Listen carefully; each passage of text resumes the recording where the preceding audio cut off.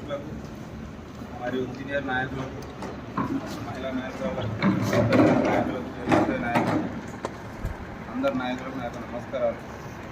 మన తెలంగాణ మండల టీం నుంచి వచ్చిన అఖిల్ పాషా గారికి, మన అఖిల్ పాషా గారు మనకి ఎలాంటి చెప్పడం అన్నీ చెప్పి మనం మంచి ఓట్లు వేసి మన తిన్మార్ మనకు ఏ విధంగా మనం సపోర్ట్ చేసి గెలిపించాలో ఆ విషయాలన్నీ మన అన్నగారు చెప్తారు.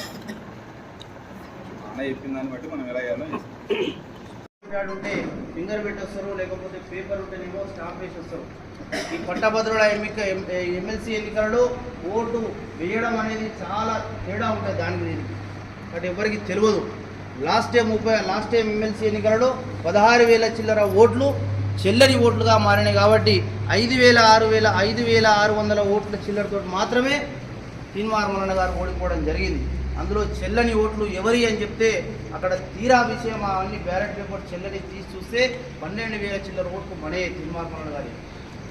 కాబట్టి చాలామందికి ఓటు హక్కు వినియోగించుకోవడం ఎవరికి తెలియదు. మనం తెలియజేస్తాం. ప్రతి ఒక్క గ్రామ శాఖ అధ్యక్షులు గ్రామంలో ఉన్న పట్టభద్రుల లిస్టులు కూడా మేము పట్టుకొచ్చినాము. సాధ్యమైనంత వరకు గ్రామాల వయసు కూడా మేము లిస్ట్ తయారు చేసుకుని వచ్చినాము. ఇంకా ఎవరైనా లిస్టు ఏ కావాలన్నా మీ గ్రామాలకు సంబంధించిన లిస్ట్ ఇస్తూ ఉంటాము.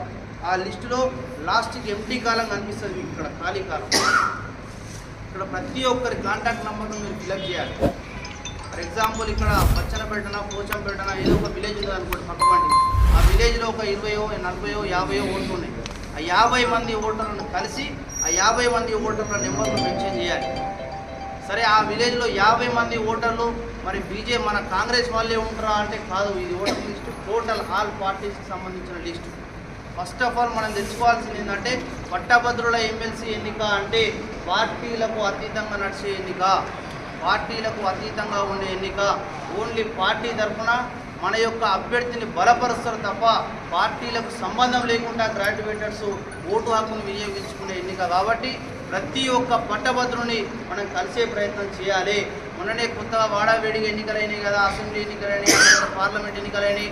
మనం అదర్ పార్టీ నాయకుల దగ్గరికి ఎట్లా పోగలుగుతాం? మొన్నటిదాకా వాళ్ళని తీసినాం, వాళ్ళకు మనం ప్రతిపక్షంగా తిరిగినామని కొంతమంది నామోషిగా ఫీల్ అవుతూ ఉంటారు. అలాంటి టైంలో మీరు ఏం చేస్తారంటే ఈ కాలమ్స్లో మీరు నెంబర్ రాసినప్పుడు ఫర్ ఎగ్జాంపుల్ 2వ కాలం వారు బీజేపీ పార్టీకి సంబంధించిన వ్యక్తి ఒకవేళ ఉంటే అక్కడ కాలం బయట మీరు ఏం చేస్తారంటే బీజేపీ అని అక్కడ పెట్టండి.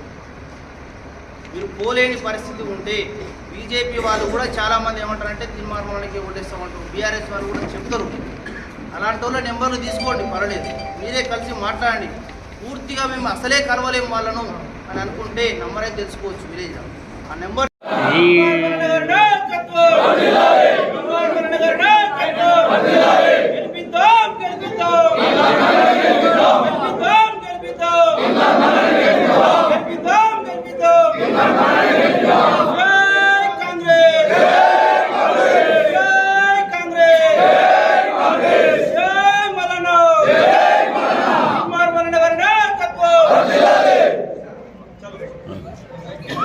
జై కాంగ్రెస్.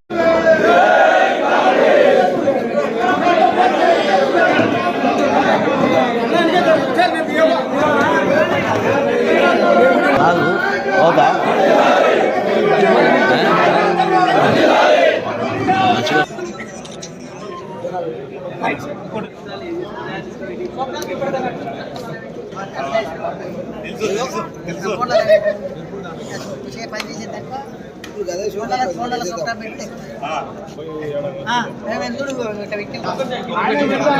పెట్టే